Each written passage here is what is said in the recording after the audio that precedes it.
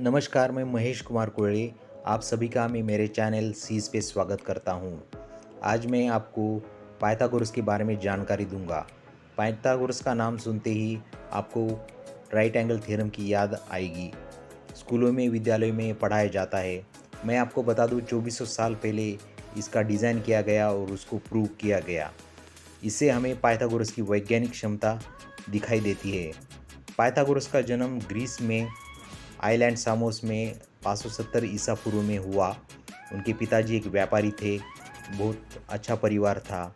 कहा जाता है कि विश्व के पहले वैज्ञानिक थेल्स, उन्होंने उनको मोटिवेट किया, गणित अध्यात्म के बारे में पढ़ने के लिए इंस्पायर किया।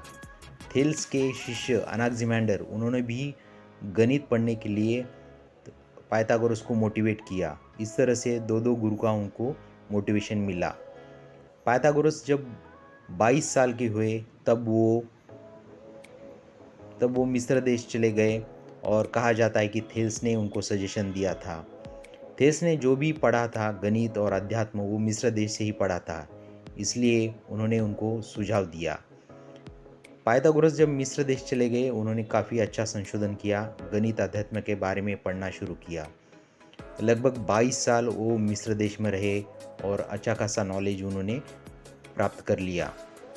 कहा जाता है कि पाइथागोरस वहाँ से नहीं निकलना चाहते थे, मगर किस्मत को कुछ और मंजूर था।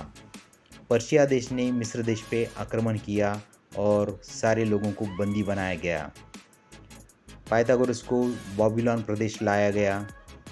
अब ऐसा लगता था कि उनकी पढ़ाई खत्म हुई। बाबिलोन प्रदेश तब के दुनिया में गणित के लिए बहुत फेमस था और दुनिया भर के स्कॉलर वहाँ पढ़ने आते थे। पाइथागोरस को एक अपॉर्चुनिटी मिली और उन्होंने गणित और पूर्वीय प्रदेशों के बारे में पढ़ना शुरू कर दिया। लगभग उन्होंने अच्छा खासा नॉलेज गेन कर लिया, पूर्वीय प्रदेश के बारे में जानकारी ली। जब वो 56 साल के बन गए, तब उनको रिहा किया गया और वो अपने देश ग्रीस देश चले आए। फिर से वो सामोस आए और उन्होंने तत्वज्ञान की भाषा बोलनी शुरू कर दी।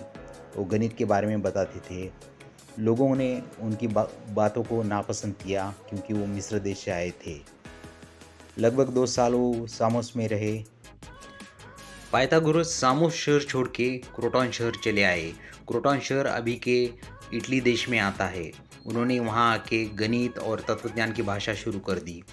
लोगों को ये भाषा बहुत पसंद आई। उन्होंने उनका स्वागत किया, सत्कार किया और उनके नाम से पाइथागोरियन समूह एक स्थापन हुआ।